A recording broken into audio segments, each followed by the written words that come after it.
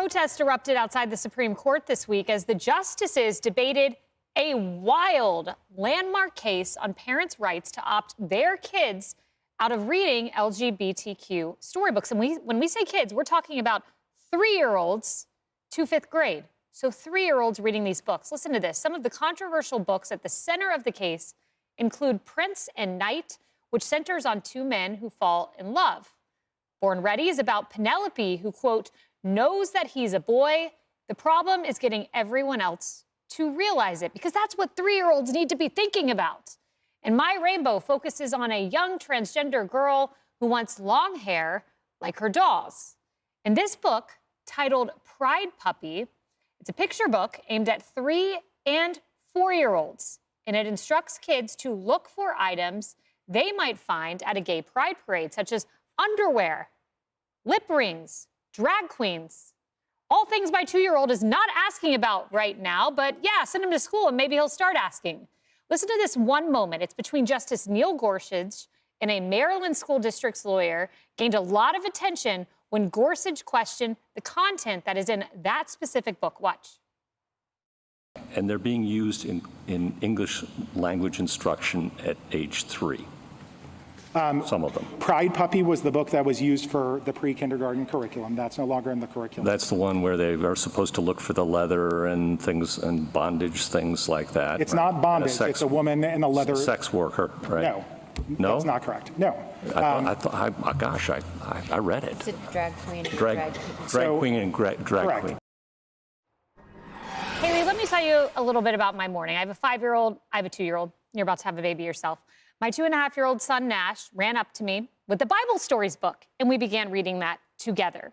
He can barely speak. He can put together a few words, not yet a sentence. But somehow the lawyer for the Maryland School District thinks that my son needs to be reading about drag queens. And he thought he had gotten Justice Gorsuch when he said there's no bondage, it's drag queens. Newsflash, 2.5-year-olds do not need to be reading about this. I doubt you will be reading that to your new child. Absolutely not. And you know what's funny is the lawyer seemed surprised that Justice Gorsuch had actually read the content that was being made available to, like you said, 3-, 4-, 5-year-olds. And my husband and I are expecting baby number 1 this year, and education is definitely a concern. We live not too far from Montgomery County, and it's pretty outrageous that we have to be on the lookout for policies like these. Parents deserve better than this. And there was another really clarifying moment during the oral arguments that I listened in on earlier this week, and it was when Justice Ketanji Brown Jackson was speaking, and she said that you have a choice. You don't have to send your kid to a public school, rejecting the idea that somehow this material placed an undue burden on parents who simply want the option to opt out. They're not even asking the schools to get rid of the books entirely. They're just saying, we want the option to not have to expose our children to that. And number one, I find it very ironic that Justice Jackson apparently endorses school choice in that case. Of course, we all know that she doesn't.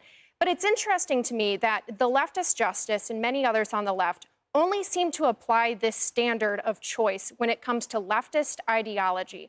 You might think that she would then apply that standard to other issues, such as which bakery you should patronize. There are plenty of other cases where she has actually come down on the exact opposite side of the aisle. So I do find it a bit ironic there. You know, there was this interesting moment, and it was from Justice Kagan. Now, Justice Kagan was appointed to the court by President Obama, so she doesn't often side with the conservative side of the court. But listen here, she may in this case.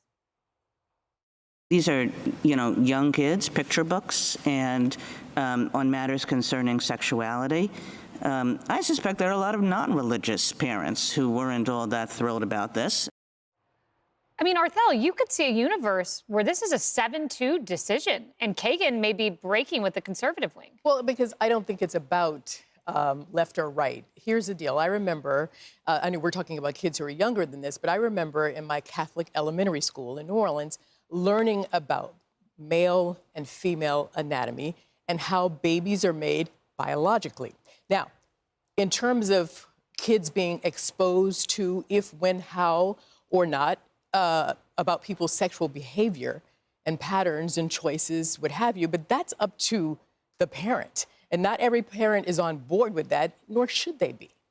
You know, Lisa, Kaylee made a key point. This is about opting out.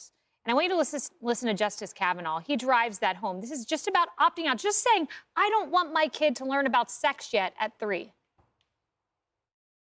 They're not asking you to change what's taught in the classroom.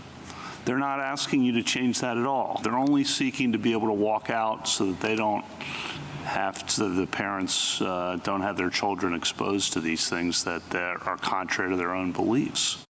And the lawyer responded, well, there weren't enough kids in class because too many were opting out. Well, maybe that should tell you something. Well, what I think this is about is it's about indoctrination and it's about dividing the family. And if you look at places like the Soviet Union or Maoist China or communist states, they want loyalty to the state over the family. And they use education and youth groups to try to divide the family and to indoctrinate the youth and pit the kids against the parents, report them, turn on your parents. And that's what they're trying to do here. And you can see even, big picture on some of this other stuff.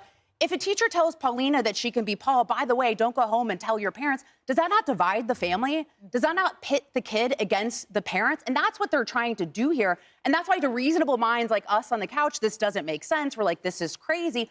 But if your intention is to indoctrinate and to divide the family, it makes perfect sense. Douglas, my daughter came home yesterday talking about math and 1 + 1, and she's in pre-K, and I thought that's what you're supposed to learn in school. That seems normal. It's normal It's stuff. really crazy when you think about it like that, isn't it? If you look at educational standards across the West, particularly in America today, look at the levels of literacy, K through 12. Look at the levels of numeracy. In a state like this, people leave their formal education, and about half have failed in basic literacy and numeracy. So when I hear teaching unions and others saying, we've got to tell the 3-year-olds about drag queens and so on, I think, why don't you just teach them first? Teach them the basics that are going to set them up for their lives. I mean, this country is meant to be, we want to be competitive on the world stage. We've got China and others coming in to try to eat our lunch. Do we want to produce a generation of people who are literate and numerate and leading the world?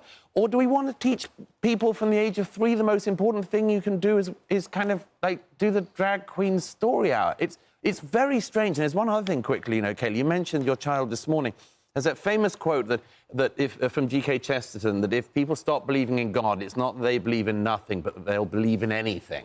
If you go to a bookshop in this city, in particular New York, but I'm sure it's the same on the West Coast, go to the children's section, just look at what is on offer, and you see this kind of stuff. It's all as if they're worshipping the great god drag queen. And drag queens are great for adults if they want to see them, but why does this have to be the litmus test to force on American children? It makes no sense to me, other than it's a new worshipping object of part of the left. I love that you snuck G.K. Chesterton in there.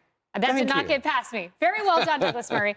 And by the way, Marilyn, pay attention to what happened in Virginia. This kind of issue is what got you Governor Glenn Youngkin, a Republican governor in Virginia. Hey, everyone. I'm Emily Campagno. Catch me and my co-hosts Harris Faulkner and Kaylee McEnany on Outnumbered every weekday at 12 p.m. Eastern, or set your DVR.